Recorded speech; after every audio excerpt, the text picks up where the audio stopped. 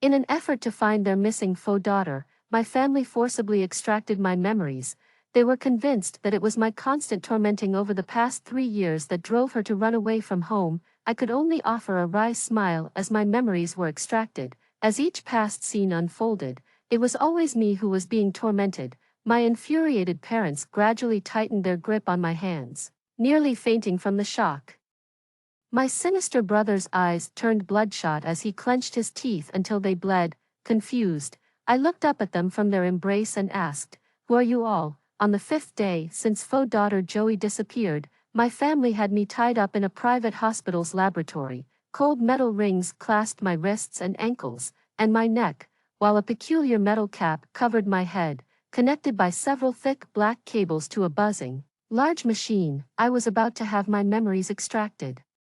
I felt terrified and struggled desperately, but it was futile. My parents and brother stood in front of me, their faces cold and devoid of pity. "This is the last time I'm asking you, where did Joey go?" My father, holding a letter in his hand, his voice mixed with fury, his eyes filled with a deadly look. It had been 5 days, and he had completely lost his patience. Without waiting for my answer, he threw the letter at my face. "Don't tell me you don't know. The letter Joey left suggests that only you know where she went. You're behind her disappearance." I had already read that letter. In it, Joey tearfully wrote that she was not their biological daughter and should no longer usurp my father and brother. So, after 3 years of fighting with me, she grew tired and decided to give up. She returned everything to me and repeatedly expressed that it wasn't me who forced her to leave.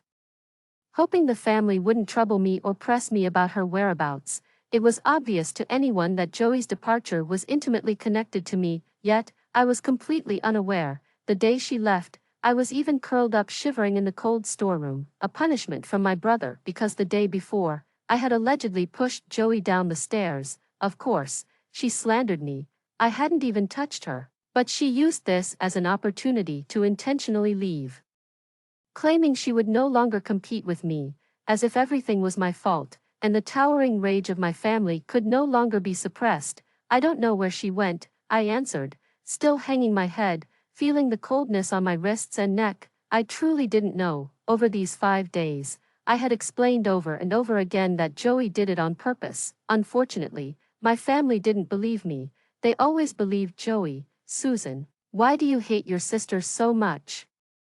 You've been back for 3 years, how has she wronged you?" My mother pursed her lips, her face pale from worry about Joey. She hadn't slept well or eaten properly in days, visibly thinner. "Don't you remember when we came to pick you up, how your sister personally made you lemon tea? She was pampered from childhood, never set foot in the kitchen, but she cut her fingers trying to make you her favorite lemon tea." My mother stepped closer, her eyes brimming with tears. "Susan, please tell Mom.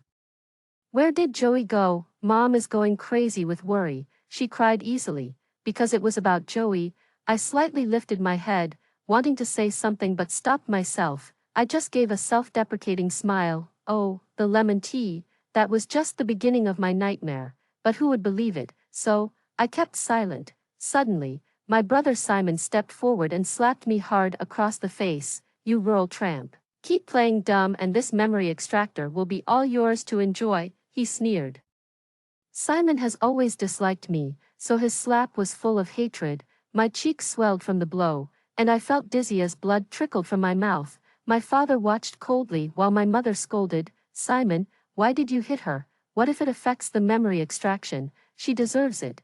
It would be better if she were dead," Simon said darkly, recounting my past offenses. "Think about it. 3 years ago, she peed in the car like a stray dog the day she came home. Then she walked in the door and immediately made Joey cry. Did she really think she could waltz in and play princess?" The more he spoke, the angrier he got. "Remember when Mom had a fever? Joey stayed up all night taking care of her, nearly fainting from exhaustion, and this wild girl slept like a pig, showing no filial piety whatsoever." As he spoke, he grabbed my bleeding mouth harshly and spat. "Such a trivial matter, and yet you're despised for it. It shows your true nature. You're a selfish wretch with no filial piety, not worth a single hair on Joey's head." My mouth hurt terribly, and I couldn't speak because he was holding it. I wanted to defend myself, but recalling how, over the past 3 years, my countless defenses had never been believed, I gave up trying to defend myself. Yes, I'm the selfish wretch lacking in filial piety. Joey is the dutiful daughter you all adore. Enough. Don't hurt her anymore. Extracting the memory is what's most important. My father finally spoke, his authority undisputed. My mother wiped the blood from my face and sighed softly. Susan, don't blame your brother for hating you. You really did do wrong. Yes, I did wrong. I laughed at myself sarcastically. Somehow, the fear of the device was overshadowed by Simon's slap. Pain can make one feel sorrowful and also numb. So bring it on, this memory extractor, and torment me all you want. I closed my eyes and remained still. Simon scoffed. Not struggling anymore. Good. You finally know your place. He was about to proceed, but my father stopped him. My father was extremely impatient but still gave me one last chance. Susan, this device is the latest product from your brother's company, highly unstable and likely to damage your brain. So, I'm asking you one last time. Will you or will you not tell us where Joey has gone? Just say it. And I'll give you 10 million to go back to the countryside and we'll owe nothing to each other. Go back to the countryside. I opened my eyes, filled with instinctive fear and trembling. I shook my head almost immediately. I don't want to go back. See, she only came to our family for the wealth and luxury, my brother sneered. For the sake of wealth, she despised the foster parents who raised her. Now, she even looks down on 10 million. She just wants to cling to our family, probably hoping to inherit our estate someday. What a lowlife. Our parents looked displeased. I've always been greedy. Even picking up a penny from the ground to keep, my family despised this about me, and now, my indifference to 10 million and my insistence on staying in the city made them despise me even more. I won't return to the countryside because, I explained with a trembling voice, but before I could finish, my father dismissed me with a wave of his hand. Fine, you're brave. I won't give you another chance. Well, come in. A man dressed in a white lab coat, holding a peculiar pocket watch, entered the room. His expression was solemn and serious. He bowed respectfully to my parents and brother. My father coldly commanded, "Start now. Extract her memories directly. I want to know immediately where my precious daughter has been." Yes, well, didn't hesitate. He approached the device, pressed 3 buttons, and then handed 3 metal helmets to my parents and brother. "Mr. John, please sit down, all 3 of you. Put on the helmets, and you'll be able to watch the subject's memories through the built-in image viewer." Well explained. By analyzing the brain activity of the subject, we assess that she can recall memories 3 times safely. Exceeding this limit is extremely dangerous and will definitely cause brain damage, leading to symptoms like epileptic bleeding and amnesia. 3 times should be enough. Let her recall the incident of my sister's disappearance first. She must know something. Simon eagerly put on the helmet and sat next to me. Well, hesitated. The subject is emotionally unstable. I recommend a gradual approach using hypnosis to guide her into recalling Miss Joey's disappearance. We shouldn't rush this. Simon frowned unhappily at these words. However, my parents nodded, allowing Well to arrange everything. Shortly after, all 3 were seated with helmets on. Well turned off the harshest lights and stood in front of me. I numbly looked at him, motionless. He pressed a button on my helmet, and I immediately heard soothing music, and it felt as if something was being injected into the back of my head. "Miss Susan, please don't resist. You know, the more you resist, the more painful it is. Just relax." "Okay," I murmured in agreement, completely relaxed. Well paused, slightly surprised, but he quickly got into his role, lifted the pocket watch, and gently swayed it in front of me. "Miss Susan, sleep now. In your dreams, you will remember your first meeting with Miss Joey, those beautiful moments you shared as sisters." Well's voice was deep and mesmerizing. I slowly closed my eyes and swiftly drifted into sleep. A stretch of time unfolded. Distant memories like the evening sun's rays penetrated my mind. I gently opened my eyes and found myself sitting in a luxurious sedan. It was my brother's car, a Maybach S680. He was driving, taking our parents and me, along with Joey, whom we had just met, happily heading home. Oh, I was dreaming of the first time I came home. I turned my head and saw Joey, with her ponytail and sunny demeanor, holding my hand and chattering, "Wow, sis, you're so tall. Are you 1 meter 65? I'm just 1 meter 60, such a short pumpkin, she pouted, then tenderly stroked the back of my hand. Sis, you've had it tough in the countryside, your hands are all cracked. You won't have to do farm work ever again. My parents sat beside us, watching with a smile. I felt somewhat self-conscious, my simple and unpolished attire making me feel like a beggar in front of Joey. However, her warmth melted my reservations, and I thanked her with a teary nose. Joey waved her hand dismissively, suddenly pulling out a cup of lemon tea from her backpack. Sis, our home has everything. Giving you a lavish gift is pointless since you can buy whatever you want. But lemon tea is different. Joey was proud. Lemon tea is my favorite. I often have the maid make it. This time, I made it myself for you, hoping you would like it. You, girl, that's quite a humble welcoming gift, my father joked. Joey glared at him. Humph, what would a rough guy like you know? This is about the thought, not the cost. The car filled with laughter and joy. I blinked, thinking how wonderful this was. So this is how a daughter can talk to her father. I took the lemon tea, and under Joey's expectant gaze, I drank it all, delicious, but just moments later, I suddenly felt an urgent need to pee, and this urgency was uncontrollable, like a flood breaking through a dam. My legs began to shake, my lips turned white, and cold sweat broke out on my back. I couldn't have an accident. This was my first meeting with my relatives, and I absolutely couldn't wet myself in my brother's car. I needed to get out, but we were on the highway, sis. Are you feeling car sick? Joey noticed my discomfort and tightly held my hand. The family looked over. Simon thoughtfully cracked the window a bit, but the air made my urge even worse. Can we stop the car? I asked timidly. We're on the highway. There's a service area in 10 kilometers. Why don't you rest on my shoulder? Joey said, pulling me to lean on her without waiting for an answer. The family also told me not to worry, reminding me we're all family here. I opened my mouth, squeezed my legs tighter, but decided to tell the truth. Mom, Dad, brother, can we stop the car?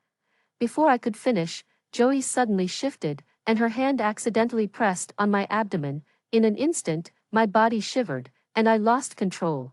There was a wet patch between my legs, and uncontrollable fluid flowed onto the seat and floor mats. A strange smell spread through the confined space. Joey exclaimed in shock, instinctively recoiling. Sis, you, Mom and Dad turned pale, their expressions indescribably awkward. My brother braked on the emergency lane, stunned, staring at the large wet area. He was a clean freak, his car almost always spotless, and now it was dirty and smelly. My face turned red, and I trembled with my head down. I feared being scolded or hit. I couldn't handle everything that was happening. When the car resumed its journey, the atmosphere had changed. Joey was still lively and tried to engage in conversation, and my parents reassured me it was okay.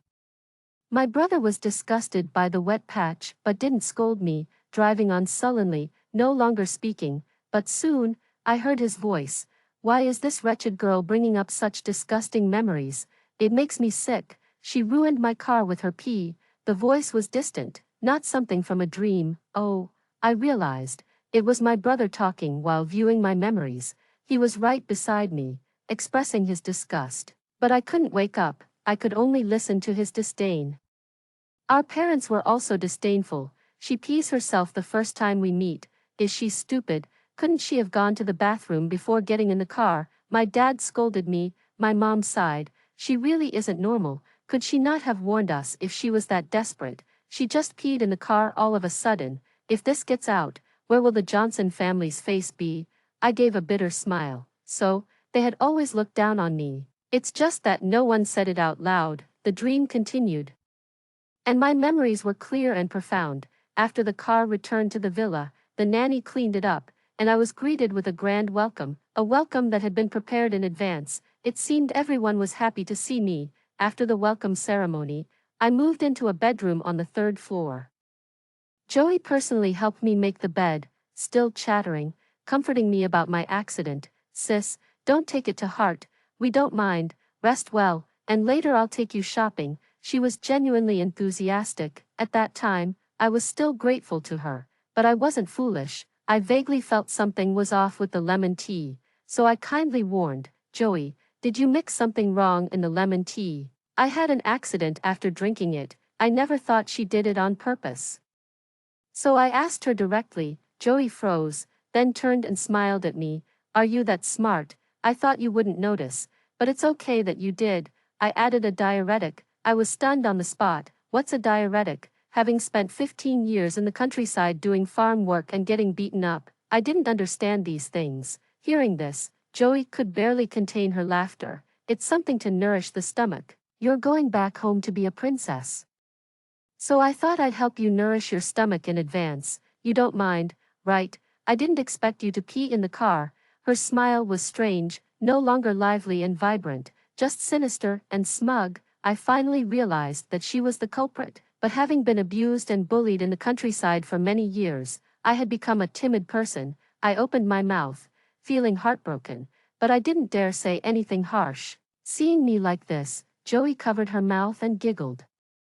Then purposefully stumbled out of the room, tears streaming down her face. I was both shocked and confused, but then I saw Joey throw herself into our brother Simon's arms just as he was coming upstairs. Simon hurriedly asked what was wrong. Joey shook her head, refusing to speak, but Simon frowned and held her close, urging her to talk. It's my fault. I shouldn't have given my sister the lemon tea. She had an accident because she drank it. She got angry and scolded me. I'm sorry to her. Joey sobbed as she explained. Simon's face turned ashen instantly. Our parents downstairs also heard and came up to comfort Joey. They stood outside the door, looking at me in silence, as if an insurmountable chasm lay between us. I collapsed onto the bed, curling up unconsciously. It turned out that this new home was no paradise. Demons were still present. This distant memory brought tears to my eyes. I didn't want to recall it anymore and forced my eyes open. Well, stood before me, assessing the situation and taking notes. Beside me, my parents and Simon took off their helmets to rest, all wearing strange expressions and sharing silent glances. My tears continued to flow. I wasn't sad anymore. It was just that the ancient memories triggered my tear ducts uncontrollably. Okay, stop crying. It was a misunderstanding on my part back then, Simon said with a wry smile. Joey was young and liked to cause trouble. Don't take it to heart. Yeah, Susan. Your sister has always been a mischievous one. My mom tried to comfort me. My dad directly asked, well, there are 2 chances left. Make it quick and find out where my daughter went. Don't worry, Mr. John, well replied confidently. Miss Susan is very cooperative.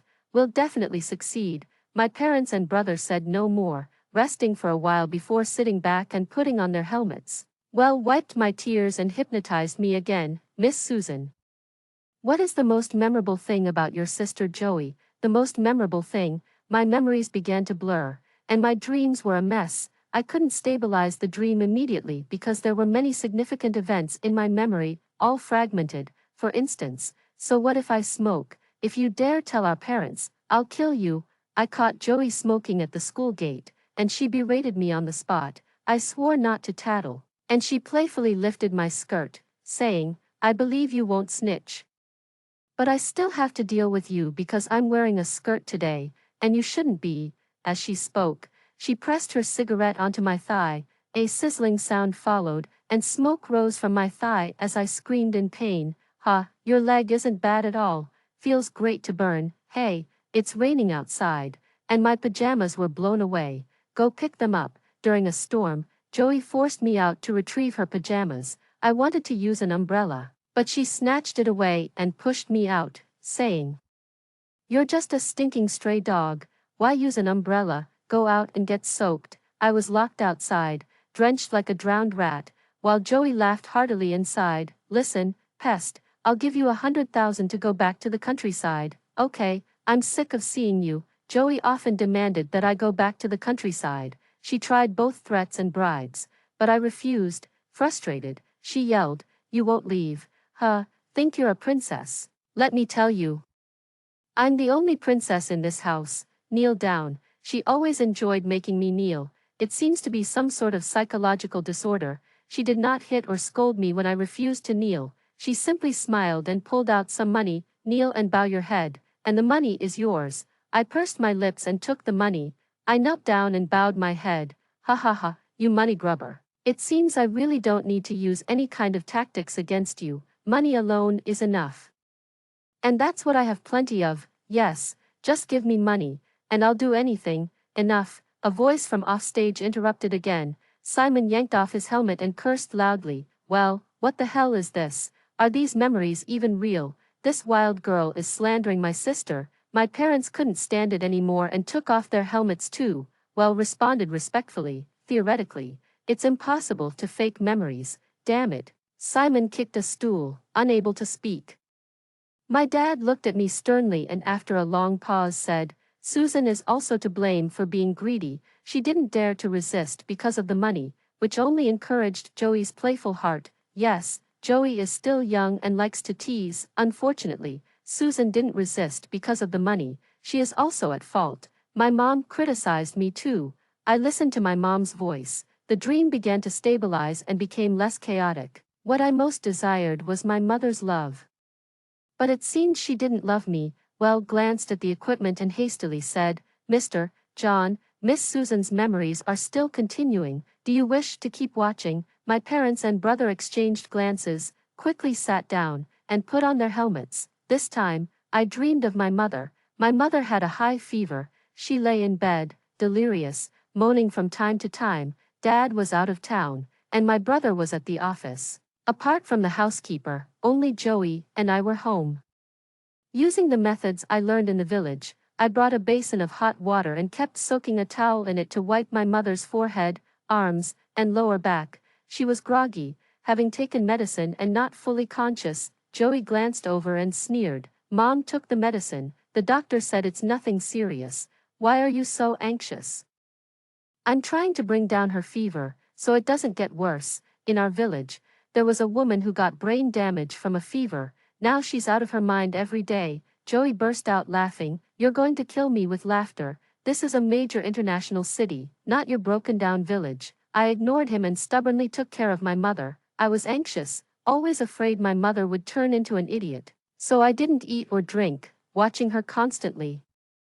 I watched over her all night long. Her fever came back 3 times. By dawn, her fever finally broke completely, and she fell into a deep sleep. I was exhausted to the extreme but relieved, cleaned up the basin and towel, and went back to lie down in bed. But as soon as it was light, Simon dragged me up. He pulled me to the foot of the bed and slapped me across the face. Have you even got the nerve to sleep? Mom had a high fever all night. Where were you? Simon, furious, asked. How could you say that Mom doesn't need care after taking her medicine? Do you think she's made of iron? In pain and bewilderment, I stuttered, covering my face. Mom, shut up, you worthless thing. You have no sense of filial piety. You only show enthusiasm when there's money involved. Simon stormed off. Joey was up all night taking care of Mom until dawn. He almost fainted just now, and there you are, sleeping like a log. It was the first time Simon hit me. He had been looking at me unfavorably for a long time, but this was the breaking point. Tears streamed down my face in pain. I ran outside trying to explain, only to see Joey supporting Mom, chatting and laughing as they walked past. Mom glanced at me with a coldness I had never seen before. For the first time, she looked at me with such indifference. The maternal love I had longed for shattered completely. Was it Susan who took care of me that night? I heard a voice outside of my dream. Shattering it, I slowly opened my eyes. My parents and brother had taken off their helmets, looking at me in surprise. My mind was foggy, unable to distinguish between reality and dreams. With tears welling up, Mom hesitantly touched my face. Susan, why didn't you say something earlier? Mom misunderstood you. I remained silent. Those nightmare-like memories were too painful. I was becoming numb. After a long silence, my dad sighed helplessly. Susan is really a mute, never speaks up about anything. She's entirely too indulgent towards Joey. As her older sister, you have a big responsibility for spoiling her like that. Of course, I will also punish Joey. Once we find her, I'll ground her for 3 days. Upon hearing this, my brother frowned. Dad, there's no need to punish Joey. She hasn't done anything so terrible. I can understand her. She has told me more than once that she's afraid of losing us. Afraid of being replaced by Susan. That's why she's been irrational. Yes. She was just being irrational. I closed my eyes again, a dry, wry smile curling at my lips. Why can I still manage to smile? Strange, perhaps at times like this, the family still loves Joey, and me, I've never been loved. It's funny, who has never been loved? Seeing my condition, well reminded, Mr. John, shall we continue? We've extracted Miss Susan's memories twice now. Although she's cooperative, her state is somewhat odd. I suggest we stop for now. What do you mean stop? My daughter is missing. Her safety unknown, she's never had a hard life, and now she's been missing for 5 days. We must find her immediately. My dad, furious, scared well into silence, he continued to hypnotize me. This time, I finally dreamed about Joey's disappearance. 3 days before she went missing, Dad bought me a piano to practice on. He didn't do it out of love, but because he felt I didn't fit the image of a wealthy family's daughter. I was like a beggar suddenly living in a mansion, completely out of place. Whenever friends visited, my dad would have me hide, not wanting me to show my face. He only allowed the talented Joey to be seen by others. However, this approach wasn't working, as rumors started circulating outside that the eldest daughter of the Johnson family had been sent back to the countryside again, and no one had ever seen me. Therefore, under pressure, my dad decided to give me a makeover. Learning to play the piano was just the first step.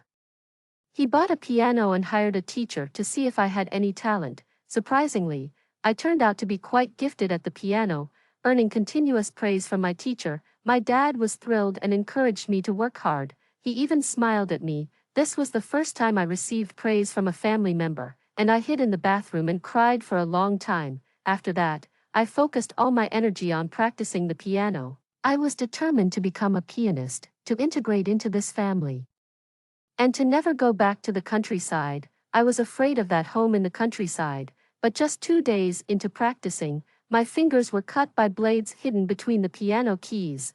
There were blades in almost every gap between the keys. Caught off guard, the moment my fingers struck the keys, blood gushed out. Amidst my screams, I saw Joey running over, asking insincerely, "Sis, what happened? Did you break your finger?" There was no doubt that she was responsible. I was furious and exclaimed, "Dad asked me to play the piano. Why are you always so cruel?" Joey just grinned and said, "Yes, I am that cruel. I don't like you playing the piano. I don't like Dad praising you. Can't handle it." My fingers were dripping with blood, and I clenched my teeth preparing to complain. Joey followed nonchalantly, suddenly leaning close and sneering in my ear. "Go on, tattletale." I shuddered all over. A terrifying feeling swept through every cell of my body, and darkness swallowed all the colors before my eyes.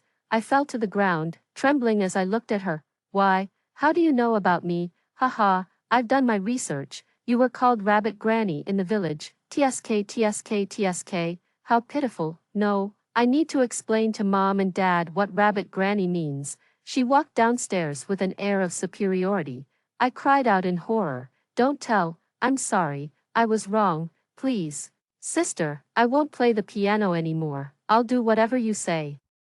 "That's right, remember, you're just a stray dog. Behave and I might throw you a bone. If you ever think about wanting more, don't blame me for being harsh, please." She stepped on my bleeding fingers. "Now that you've decided to obey, I'll have to pull out all the stops. Tomorrow, I'm going to run away from home. As for you, stay here and enjoy being the only daughter." Her excitement grew as she spoke. "I really want to see how worried the family will get if I disappear." "Why are you doing this?" I asked, my voice trembling with pain. Joey raised her head proudly. "Why, to establish my position as the sole princess of the Johnson family, of course." She paused, her voice turning cold. "You've been back for 3 years. And Mom and Dad still can't bear to send you away. They may not be smart, but they care about blood relations, and I do feel a bit threatened." Joey had uncovered my most painful secret and did not care to hide her own ambitions. She looked down at me from above. "You are their biological daughter, and as long as you exist, you're a threat to me. The Johnson family's wealth is mine, and I won't let you take any advantage. Blame your parents and brother for being so foolish, treating someone with no blood relations so well. Don't worry, once I inherit the Johnson family fortune, I'll take care of you. 500 a month should be doable." That's much better than what the folks in your village get, right? She burst into laughter, tears streaming down her face. I curled up in pain, the floor around me covered in my blood. Joey, satisfied, ran downstairs, deliberately tripping and rolling down. Help! Someone come quick, Susan has hurt herself. This incident was twisted into my fault. They said I cut my finger on purpose to avoid piano practice. Joey tried to stop me and ended up being pushed down the stairs by me. My father was furious, kicked over the piano, and never looked at me again. My mother was disappointed too, thinking I had a psychological disorder. Not only was I reticent, but I had also hurt myself. My brother even suggested sending me to a mental hospital, fearing I might harm his beloved sister. Yet, before I was sent to a mental institution, Joey disappeared. She left a suicide note. The note said my self-harm had deeply shocked her. My sister and I have been fighting for 3 years. Now, she has developed a tendency to self-harm. It's all my fault for taking everything that should have belonged to her. I'm leaving, giving everything back to her. Her heartfelt words and the implications in her letter turned me into a target of blame for the whole family. My head ached terribly. The dream was over, but my head still hurt. Well, gently shook me. Miss Susan, wake up. I weakly opened my eyes to find the lab eerily silent. Simon was irritably smoking. My father's face was frosty, his eyes dead, his fists clenched tight. My mother's tears were unstoppable, no matter how much she wiped them away. Slowly coming to, I realized why this was happening. They had seen my dreams. They had seen the torture and humiliation I had endured.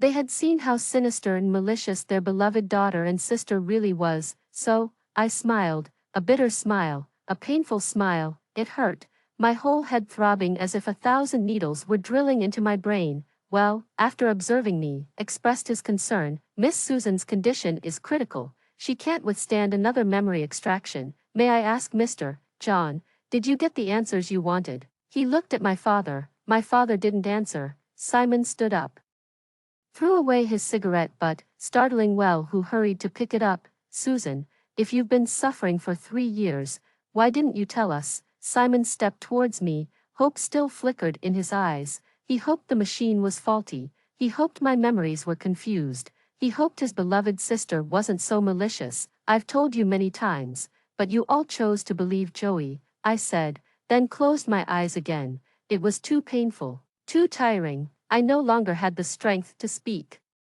Simon's face showed changing emotions, hesitating, then turning to look at our parents. My father remained silent. My mother suddenly burst into tears. Susan, why didn't you tell us earlier? It's our bad. I never realized you were suffering like this. I thought it was just because Joey was young and playful. This statement is quite telling. It revealed that my mom had actually noticed that I was being bullied by Joey. However, she didn't take it seriously, or rather, she tacitly allowed Joey to be violent towards me, thinking it was just playful roughhousing, just playful, perfectly normal. I couldn't help but laugh again. When people are extremely disappointed, they really might laugh. Susan, we were wrong, but you are also at fault. My dad stepped forward. For 3 years, I've thought about sending you back to the countryside numerous times. I could give you money, any amount. But you were too greedy. It's your own greed that ruined you.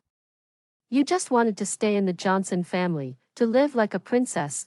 My dad refused to admit his mistakes. Joey tormented you for 3 years, and you wouldn't give up the wealth. Isn't that bringing it upon yourself? Bringing it upon myself? Ha ha ha. I started coughing violently, unable to tell if I was laughing or crying. In any case, it hurt so much, too much. My head was splitting, and I fell into a faint again. Well, hurriedly said, this is bad. Miss Susan can't take it anymore. She's fainted again. If she dreams again, it might cause irreversible damage to her brain. Then wake her up, my mom said, wiping her tears. Simon also took a couple of steps forward. Only my dad frowned and scolded. We still don't know where Joey has gone. We must find her. I need to re-educate her, to make her turn over a new leaf. My mom and brother fell silent. Well was also silent. My dad commanded, continue extracting the memories. It's already the 3rd time, one last time won't matter. But, follow orders. Yes, my parents and brother put on helmets again, each with a different expression, and began extracting my memories. In my faint, I heard many voices. They mocked me, rabbit crone, dragged by the hair in the dirt, rabbit crone, tender skin ground night after night. It hurts, my head hurts, my scalp hurts. Finally, the dream stabilized, and a large cornfield appeared before me. Young me was running wildly on the ridges. My clothes were already torn, my body almost bare. I ran and ran, darting into the cornfield, causing many villagers to watch in astonishment. Then, a dark-skinned burly man rushed out from the cornfield and grabbed me. "Why are you running, you little brat? Daddy's sewing clothes for you. Come home with Daddy." He dragged me home. I bit his hand and struggled fiercely. Pain angered him and he slapped me unconscious. I could no longer resist, and he dragged me by my hair all the way home. Along the way, many villagers gossiped and some showed strange smiles. Back home, my stepmother immediately locked the door, complaining about my stepfather's roughness. "Get out of the way, you stinking old woman, don't interfere." My stepfather dragged me into the room. My grandmother sat on a dirty bench, her head down as if dead. Thus, the naive girl, strangled by the mountain's illusory hands, lived day by day, year by year, dark, stinking, fishy heat, many terrors, all pressing down on me at once. Every escape, I was always dragged back home by the hair. My hair stood up high, like the ears of a rabbit. Thus, I became known as rabbit old woman, with skin so soft, worn out night after night. It really rhymes. I heard a furious shout of "damn it" that reached my ears. But I couldn't wake up. I was tormented day and night in a terrifying darkness. Simon dropped his helmet, his eyes bloodshot, staring at me in disbelief. My parents also stood up, exchanging looks of shock and confusion, their faces nearly distorted. This wasn't Susan's foster father, a simple, honest farmer. How could he? My mother stuttered, tears streaming down her face. My father's eyes gradually reddened. He remained silent and put his helmet back on. I was still in a dream. My memories were murky, like the overflowing river in the village. The river was always overflowing, like ubiquitous suffering. Finally, when the river overflowed again, my family found me. Local leaders and charitable organizations came. I could go home. My foster parents were terrified yet harbored malicious thoughts. My foster father pinned me down in the cowshed, a knife pressed against my chest. "Listen well, you wretched girl, your real parents are prominent and wealthy people. They fear losing face the most. If you reveal what happens in our house, they will lose all their dignity and won't want you back. You'll have to return here, return here." I began to tremble, eyes closed, trembling. My foster father chuckled sinisterly, tearing at my clothes. "You're right to be scared. If you don't obey, we might as well die together. I'm not afraid of prison. I'd expose your story even if it kills me. Please don't." I started crying. I didn't want my parents and brother to find out that I was the rabid old woman. Seeing me submissive, my foster father put away the knife and began to move like a maggot. The day I returned home, I quickly got into the car, not wanting to stay a moment longer. In the car, I felt the joy of my family and the warmth around me, and I wept. I was reborn. Suddenly, I had the courage. I wanted to tell my real family what I had endured. I knew my foster father was trying to intimidate me, and he was more afraid than I was, so I should have even more courage than him. But as courage surged to my throat, I lost control of myself. The joy was gone, only embarrassment remained. That's how I returned home, beginning 3 years of torment. During this time, I felt the indifference and disdain of my family in the bullying from Joey, ultimately unable to muster any courage. Indeed, how could someone as unlikable as me have any courage? I moved away from the village but still lived in a nightmare. My foster father would come to the city every now and then to find me, starting cautiously and becoming increasingly bold. Not only did he want my company, but he also wanted my money. Otherwise, he threatened to expose the scandal of the rabid old woman. Think about it, with the Johnson family being so prominent, if they lose face because of you, could your parents and brother still show their faces, if you care about them? Just listen to me, and I guarantee I won't expose anything. I compromised. I didn't want to bring shame on myself or my family. I felt like a drowning person, held underwater by a giant hand that only loosened its grip when I obeyed. When I resisted, it pressed down harder. I'm sorry to myself, sorry for all the suffering I've endured. I am a coward, I haven't been well educated. No one taught me how to navigate life or to be brave, I was just a pitiful creature. Returning to a home as grand as a palace, thinking I had reached heaven, thinking I had been redeemed, but I realized, even here, demons lurk, I am tormented by these demons, and yet I am greedy, using money to appease another demon. How pitiful I am. So, I started crying, crying loudly, wailing with grief. For some reason, I heard other sobs too. It seemed to be my mother's. She was even more broken than me, collapsing on my legs, crying her heart out. Turn off the machine, my poor daughter. She said. I felt my thighs getting wet. Did I lose control again? Probably not. If I had, my mother wouldn't be crying on my lap. She would have moved away in disgust. So, it must be my mother's tears soaking my pants. So, she can cry so much for me. I thought only Joey could make her cry. My consciousness was fading. I heard my brother's voice. He was nearly hysterical, repeatedly calling my name, then making a phone call. Send someone to New Village, damn it, kill Nick's entire family, he shouted. Simon's furious roar echoed through the lab, his anger like never before. Finally, the machine stopped.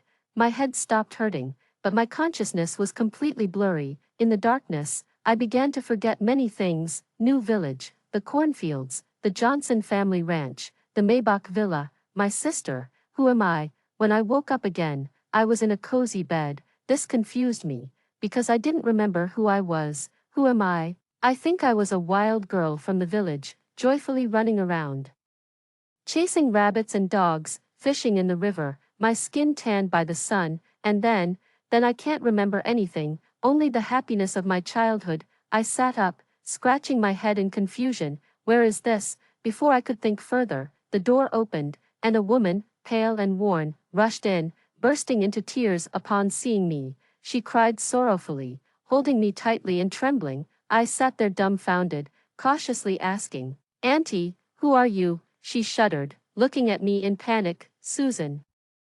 I'm your mother, I'm your mom." I smiled awkwardly. "Really? I don't remember at all. How can that be?" The woman's pupils quivered as she muttered to herself in disbelief. "It can't be. Well, must be mistaken. You can't have amnesia." Overwhelmed, she cried until her voice was hoarse. A middle-aged man and a young man rushed in. I didn't recognize them either. "Susan, are you awake? Let your brother have a look at you," the young man said. Normally, he came across as reserved and aloof, but now he was acting like a child who had lost control. He pushed the woman aside, insisting on holding me. I shuffled backward resistively. "Big brother, who are you? Please don't just hug me like that." He froze on the spot, as if struck by lightning, his body shaking momentarily. The middle-aged man also stiffened, his voice trembling as he spoke. "Has she really lost her memory? Why must the heavens punish me this way? She's my daughter, my only daughter. And I haven't had the chance to make amends." He then burst into tears. I had never seen a middle-aged man cry like that. It was quite interesting, but I felt a bit disgusted. Whoever they were, their crying was just repulsive. Oddly enough, why did I find them disgusting? Even though their crying was so pitiful, I couldn't understand it. Meanwhile, the middle-aged man, while crying, made a phone call. "Well, my daughter really has lost her memory. You must find a way to help her remember us. She's my only daughter, Mr. John. I warned you during the memory retrieval. 3 times is the limit. There's nothing more I can do." Useless. The middle-aged man smashed his phone, then came close to the bed, half kneeling as he looked at me. "Susan, I'm your dad. Touch Dad's face. You'll surely remember me." Ah, how disgusting. I shook my head forcefully, refusing to touch. Seeing this, the woman ran out of tears, nearly collapsing to the ground. The young man stood there stunned, clutching his chest with each breath as if his heart was in pain. I thought they were really strange. Fortunately, a nanny rushed in at that moment. "Mr. John, Miss Joey has returned." Joey, who was that? But she must be important, as the whole family's expression changed, and they stopped crying. The middle-aged man stood up immediately, his whole body exuding a fierce aura, his eyes looking ferocious. The woman, wiping her tears, trembled and roared, "Good, it's good that you're back. Very good." Without a word, the young man turned and dashed out. I blinked, and they had all run out. Is there a drama unfolding? I got excited. After all, I've always been a gossip. To miss out on drama is like wasting effort on a farm without watching the play. Energized, I ran out and looked down from the railing on the second floor. The family of three sat on the sofa, staring at the doorway, the atmosphere heavy. Finally, Miss Joey came in. She was a mess, her clothes disheveled, looking like a beggar, and she started crying as soon as she entered. "Dad, Mom, brother, I missed you so much." She took a few steps, stumbled, and fell to the ground, continuing her sobbing. "I'm sorry. I shouldn't have come back, but my money was stolen. I didn't want to come home. I just wanted a meal because I was so hungry. I'll leave after I eat." She looked pitiful, yet the family of three remained indifferent, just coldly staring at her. Joey, puzzled, looked up stealthily, not understanding their reaction. She struggled to her feet, tears of confusion streaming down her face. "Dad, Mom, brother, why are you not welcoming me? I'll leave then." She made a move to leave. After a few steps, the young man suddenly shouted, "Stop!" He had been brewing his emotions, and now they finally erupted. Joey, overjoyed, turned and threw herself at the young man. "Brother, I knew you wouldn't let me go." The moment they touched, the young man raised his hand and slapped her. The slap was quick and fierce, knocking Joey to the ground. Half of Joey's face swelled up like a pig's head, and she sat in disbelief. The middle-aged man also moved. He took 2 steps forward, grabbed Joey by the hair, and yanked her up viciously. "You ungrateful beast. How could I have raised someone like you?" "Ah, Dad, what are you doing? It hurts." Joey cried torrents of tears. Instead of letting go, the middle-aged man kicked her twice more in a frenzy. "You beast, I raised you from a child, and you show no gratitude. You even plot against the Johnson family fortune and insult my own daughter." The middle-aged man was red-faced with rage. Joey was kicked to the ground, retching in pain. She cried out in terror, reaching out to the woman. "Mom, have Dad and brother gone mad? Mom, save me." The woman sat on the sofa, as cold and unmoving as a statue. She said nothing, only occasionally wiping away tears. "Mom, why are you doing this? What have I done wrong? Have you been blinded by Susan? She's just a selfish miser, nowhere near my match." Joey, somewhat hysterical, screamed loudly. However, at the mention of Susan, the middle-aged man and the young man went berserk. "You torment my daughter for 3 years, manipulating her with her childhood misfortunes. Are you even human?" The middle-aged man forcefully dragged Joey outside. "I have no daughter like you. I wish I could kill you." Joey was dragged out the door. The young man immediately ordered, "Just throwing Joey out is too lenient for her. She's a psychopath, worse than a beast. Send her to a mental hospital, lock her up for life." The servants looked at each other, unsure. The young man shouted, "Are you deaf?" The people hurried to comply, dragging away the howling Joey. I came downstairs just in time to see the spectacle, and Joey caught sight of me and immediately pointed at me and cursed. "Susan, it's definitely your doing, you vile creature, you lowly whore." "Shut up!" the middle-aged man shouted and kicked Joey, sending her flying into a pillar where she passed out. The young man was relentless. "Take her away, and when she wakes up, straight to the mental hospital." Finally, Joey was taken away. The villa quieted down. The family gathered around me, uttering various apologies and reminiscences. "Too bad, I can't remember any of it, and I feel a strong aversion to them. Everything about them repulses me." So I suggested, "Maybe I should leave. I don't know you anyway. Let's part on good terms, no debts owed to each other." The 3 of them froze, drained of energy. I eventually left the Johnson family. They gave me a lot of money and assigned bodyguards to protect me, but I found it annoying, so I sneaked away. I wandered around, staying in one city for a while before moving to another. I find the beauty of the world in every unique place. Anyway, anywhere is good as long as it's not with the Johnson family. I'm cheerful and optimistic. I love to laugh and eat. I believe my past experiences must have been wonderful, as the memories of catching fish and shrimp are vivid in my mind. It was so beautiful, yet, why do I despise the Johnson family so much? 3 years later, I found myself in a tourist village with vast fields of corn. Suddenly, My head throbbed with pain and my body broke out in a cold sweat, staring blankly at the cornfield. Countless memories churned through my mind like a giant hand stirring chaos. Old woman rabbit, dragging her hair through the fields. Sis, you wet your pants. Susan, can't you act normal? Try to be like your sister, will you? I'm asking you one last time, where did Joey go? Ah, the pain. I fell into a deep sleep for 3 days and finally woke up in the county hospital. I sat silently for a long time, then looked out the window. There were no cornfields outside, only kapok blossoms, brilliant, vibrant, scorching, perhaps like Joey's life, and my life. It's been tough. I shook my head and left the hospital. Then I took a flight back to the city where the Johnson family resided. After 3 years, I was back here. I can't describe my feelings. I just wandered aimlessly until I reached that familiar villa. The villa was overgrown with weeds, and the tiles were mottled, clearly uninhabited for a long time. As I walked around, I unexpectedly met the butler of another villa. He used to be the Johnson family's butler but now worked elsewhere. After a conversation, I learned what had become of the Johnson family. After I left, Simon gradually lost his mind, developed tendencies for self-harm, and often cried out at night like a ghost. Within a month, he went alone to New Village, killed Nick and his entire family with an axe. The incident caused a sensation, plunging the Johnson family into a whirlpool of public opinion and immense pressure. I was shocked. I hadn't expected Simon to actually kill Nick's entire family without considering the consequences. Actually, it would have been best to handle this through legal means, but Zhou Xiao refused. He insisted on handling it himself. Initially, Mr. John could restrain him, but later he went a bit mad, and Mr. John couldn't control him anymore, sighed the butler. Simon's fate was predictable. His life was traded for the lives of Nick's family. I remained silent. The butler then mentioned the fate of my parents. Mr. John and his wife couldn't withstand the pressure from the corporation.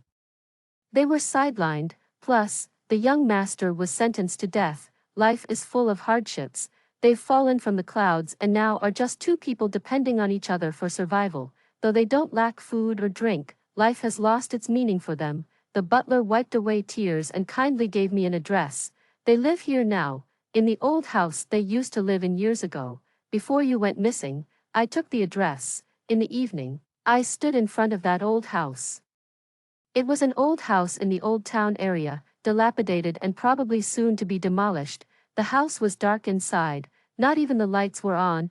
I glanced through the window and faintly saw two elderly people sitting motionless on a wooden sofa. In just 3 years, this middle-aged couple had turned into white-haired old people. A gust of wind blew, sand getting into my eyes. I raised my hand to rub them and touched the window, making a noise. Finally, the two old people moved. Who's there? Came a hoarse, aged voice from the woman. I remained silent. The woman suddenly stood up, stirred by a feeling. Is that Susan? John, hurry and open the door. She used to hide outside the window and tease us when she was little. The man, although middle-aged, was already frail and unsteady. He tried to rush to the door but stumbled and nearly fell. I turned and walked away. Reaching the crossroads, I blended into the crowd and looked back. From a distance, I saw the door of the old house open. Two bent old people stood at the doorway, looking around and calling out for something, but alas, there was nothing. They coughed and wiped away tears, before slowly retreating back into the house. I too left. There was a sense of relief in my heart, as if I had resolved a long-held knot. My life was still beautiful. Humming a tune, I went to get my long hair cut, cutting it short, cool, and carefree. No one could play with my hair like rabbit ears anymore. Looking in the mirror, yes, very cool. Time to go. After hearing the story above, what are your thoughts? Feel free to share your opinions in the comments section. Looking forward to hearing from you. If you liked this story, don't forget to like it, share it, and subscribe to my channel. See you next time.